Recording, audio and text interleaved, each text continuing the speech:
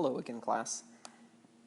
Today we will be talking about Chapter 6, Analyzing the Audience.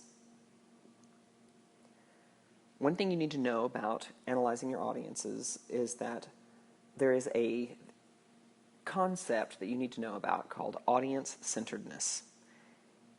This is an idea that you need to make sure that you incorporate as you are preparing your speech. It's keeping the audience at the foremost of your mind at every step of the speech preparation.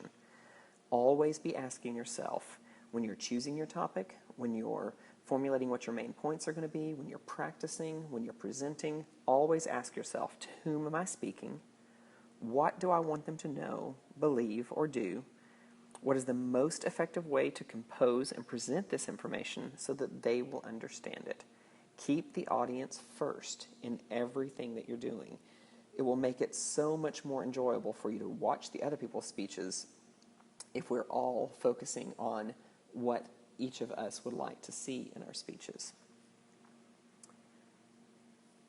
Next thing you need to know is that for this class specifically, your classmates are your audience. However, since we are doing this class online, it's a little bit different of a class than you're used to. So try not to think of your speaking assignments as just an assignment. Think about each of the individuals that are in the class. Go through, look at their discussion board posts from week 1 that tell a little bit about each of ourselves, and you'll know a little bit more information about what you should look at to see what kind of topics you should pick, how you should present your information, and things like that. Anytime you're speaking, you always need to get an idea of what your audience is like before you even start planning your speech. Another concept you need to know about is egocentrism. Egocentrism is the tendency of people to be concerned above all else with their own values, beliefs, and well-being. We care about what other people believe in and what they think, but what is most important is our own beliefs.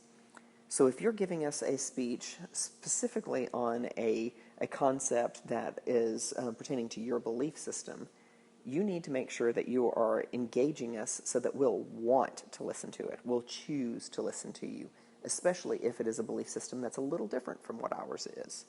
So make sure that you are choosing topics with others in mind, and then trying to make sure that you adapt to the audience so they'll choose to listen to you. It's not a lot of fun to listen to someone just get up and talk about something that they're not even passionate about, much less that you're not passionate about. So try to pick topics and ideas that will engage the audience and make us want to listen to you.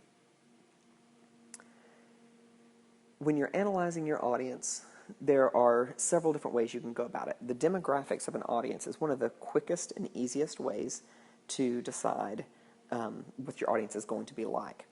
Demographic analysis focuses on demographic factors such as age range of the group, the gender of the group, whatever that breakdown happens to be, the race of the group, religious preferences of the group, sexual orientation of the group, group membership, and racial, ethnic, and cultural background of the group.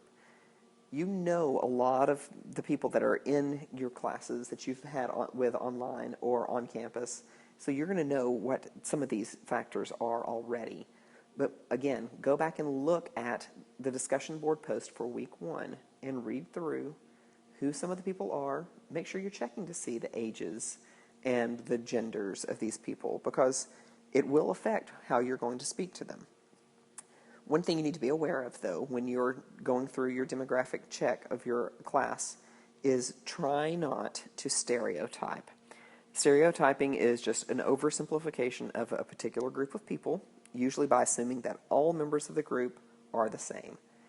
Don't assume that all women are going to want to hear a speech about cooking, because not all women want to do that. That is a stereotype. Don't decide that just because most of the class is young college-age students that they're going to want to know about technology. Not all people in that age range want to know that.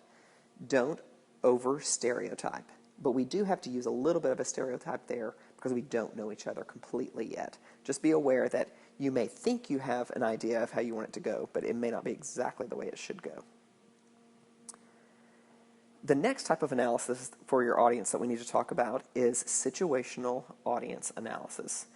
Audience analysis that focuses on the situational factors of that speech, particularly, such as the size of the audience, the physical setting of the speech, the disposition of the audience towards the topic, the speaker, and the occasion. Now, some of these you don't really have a lot of control over, such as the size of the audience. This is a set size class. However, you do need to be aware when you're posting your speeches online, they can be seen by the entire world, potentially. Not to scare you, not to make you think that people are, constantly going out searching for speech communications class videos. There's not a whole lot of that going on. I've gone back for the last couple of years and looked on YouTube for the students that have been using YouTube to post their speeches, and the most that I've seen, most views I've seen for anybody's speech was about 15, and most of those were in class. Some of the other views are probably from their own family members. So the size of your audience is something you really can't control in this setting. However, the setting is something that you can control. We're all going to be watching these speeches on our computers or our tablets or our phones. However, you can choose where you want to deliver this speech. Be careful what your location is, because it will set a setting for your audience as to what kind of speech this is going to be. I've had speeches delivered in bathroom stalls, in the back seat of a car. I've had speeches delivered in stairwells. I've had them delivered outside in loud construction, so much so that we couldn't really hear what was going on. So make sure that you have a good physical setting for your speech. Finding a nice quiet classroom or a room in your home is probably the best situation for that. The disposition of the audience toward the topic, something that you'll have to analyze and decide, is this something they want to know about? The disposition they have toward you as a speaker is something that you don't have a lot of control over at this point. The better you do in your speeches, the more likely people are going to want to listen to your speeches. And we all end up finding, the people that are the favorites in class that we like to listen to. But try to be that person. Try to be the one that everybody wants to see what you're going to talk about next. And then whatever the occasion is also going to be a factor. In this case, the occasion it's a class assignment. So that sets a little precedent there for how you're going to be received as well. How can you find out more information about the audience to make sure that you are adapting to them? The first thing, I've mentioned this several times already, is observation. Read their post, watch their vlog videos, watch their speeches, see what they have to say and what they're doing, and you'll get some good information about them.